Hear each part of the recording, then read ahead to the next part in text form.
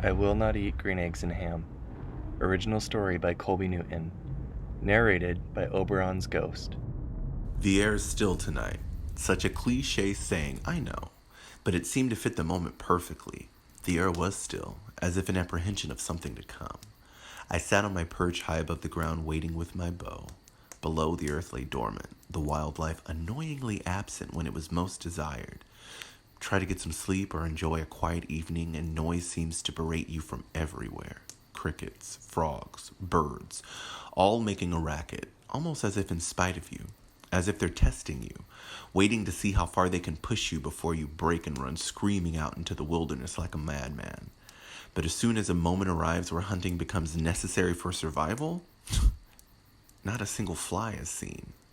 The air is still tonight, and cold, wrapping itself around my clothes and seeking a way to make contact with my skin, like electricity looking for a conductor. It seeks for a nerve to react to its touch.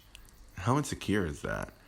Desperately seeking contact with at least one single nerve so that you know it's there, so that you know it's cold. Perhaps that's the way it works. I mean, it's only really ever cold if there's someone there to feel it, says the tree falling in the forest. Well, either way, I'm lucky to have the clothes I do. I may not be much of a tailor, but I can stitch my kill's hide together with the best of them. Granted, the game I hunt usually doesn't have much in the way of fur to begin with, but still, just the hide alone provides some armor against an unconfident touch. The jacket, which took me the most time to make, is perhaps my first line of defense against the abrasive winter days. It's seen me through some hellish weather. The air is still tonight. If I had it my way, I would be hunting easy game, something delicious, like turkey. The thought of having fresh turkey every day makes my mouth water, but I haven't seen a turkey in a very long time. And hell, who am I kidding? I love to hunt. I may complain about it from time to time, but deep down, I wouldn't have it any other way. Sure, the meat isn't the best, especially from the bucks, but I can make do, and I love the thrill when your arrow flies and meets the target. There's something beautiful in the way an animal falls after the kill shot, the way its body moves as gravity reclaims it and the earth lays it to sleep. It's almost like a dance, the last ray of beauty to be emitted from its life, like a swan song. The air is still tonight, but then I notice a movement out of the corner of my eye across the way. I look up, but can't find what caught my eye.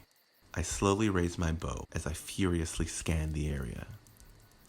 Then I see it again and finally make out the shape.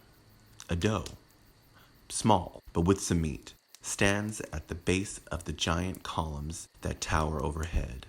She moves slowly, hesitantly, looking back as if to come through the dim light.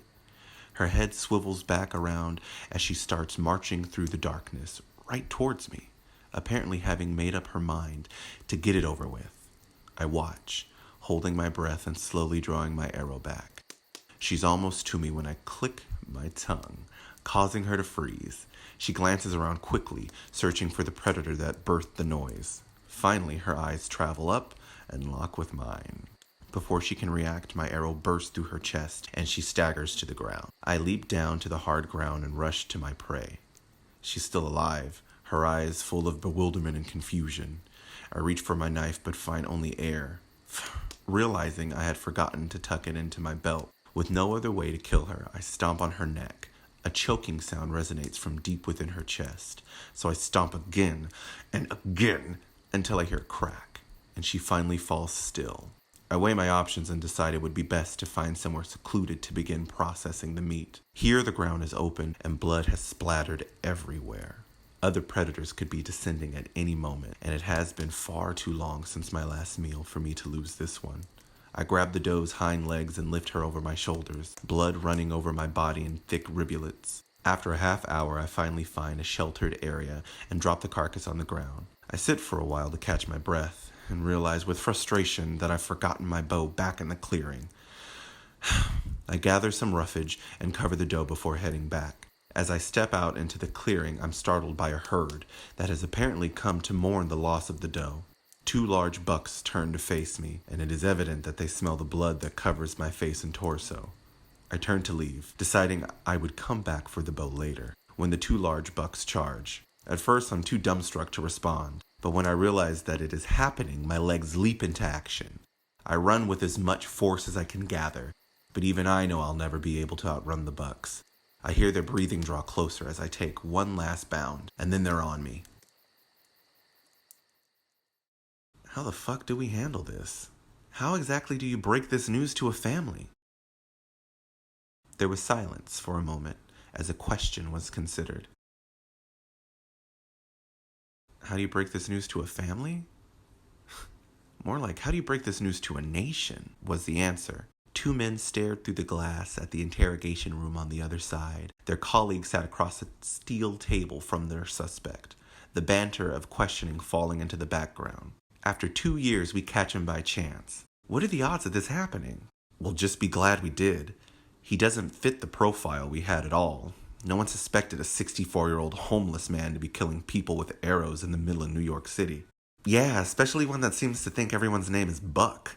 They were silent for a moment as they watched the interview process. The officer in the room asked the suspect something, in which he responded by brushing the shoulder of his jacket. And what is that he's wearing? Skin. Human skin stitched together from all his victims. Jesus Christ, that's disgusting. So he just skinned all his victims? No, some of the body parts show they had been eaten. A weighed pause followed before a proper reply could be formulated. How can someone do something like that? Well, there's only really one question to ask. How hungry was he?